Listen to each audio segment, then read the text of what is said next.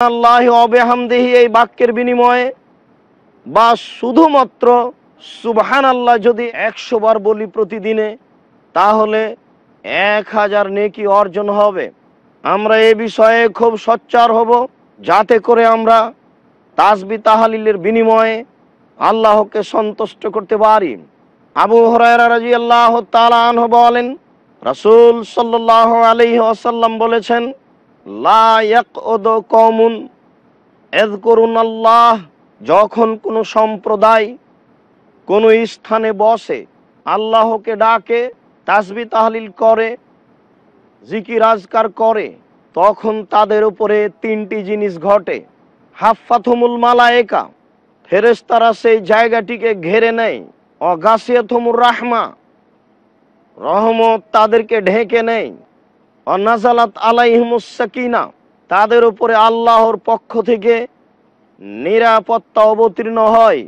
যখন আমরা কোনো জায়গায় বসে সুবহানাল্লাহ, আলহামদুলিল্লাহ, আল্লাহু আকবার বলি, তখন আল্লাহর পক্ষ থেকে নিরাপত্তা অবতীর্ণ হয়। সেই স্থানকে ফেরেশতা ঘিরে নেন, সেই জায়গাটিকে দয়া দিয়ে, রহমত দিয়ে ঘিরে দেওয়া হয়।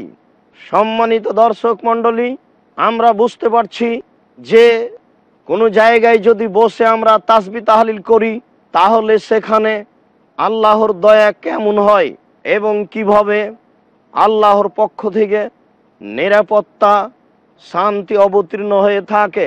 আবু হুরায়রা রাদিয়াল্লাহু তাআলা আনহু বলেন, রাসূল সাল্লাল্লাহু আলাইহি ওয়াসাল্লাম বলেছেন, যখন কোনো ব্যক্তি বলে লা ইলাহা ইল্লাল্লাহু ওয়াহদাহু লা শারীকা লাহু, আল্লাহ ছাড়া কোনো মাবুদ নেই, তার কোনো শরীক নেই, লাহুল মুলকু ওয়া লাহুল হামদু, রাজত্ব তার, প্রশংসা তার, ওহু আলা কুল্লি শাইইন কাদির, তিনি সর্বশক্তিমান।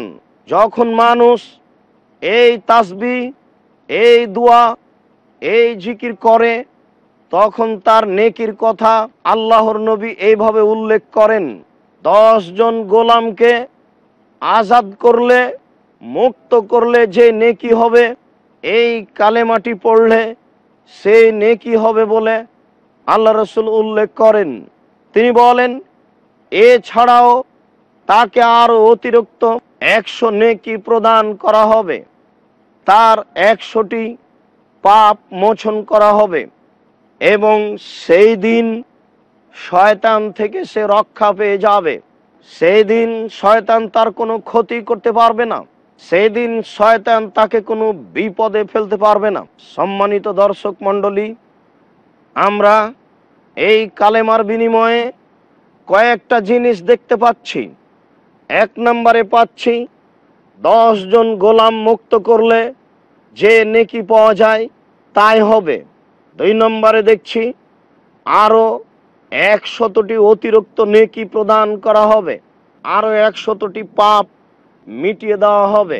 রাসূল সাল্লাল্লাহু আলাইহি সাল্লাম বলেন, এই দিন শয়তান তার কোনো ক্ষতি করতে পারবে না, সে শয়তান থেকে সম্পূর্ণরূপে নিরাপত্তা লাভ করবে। আমরা এই তাসবিহ পড়ার জন্য প্রাণপণে চেষ্টা করি।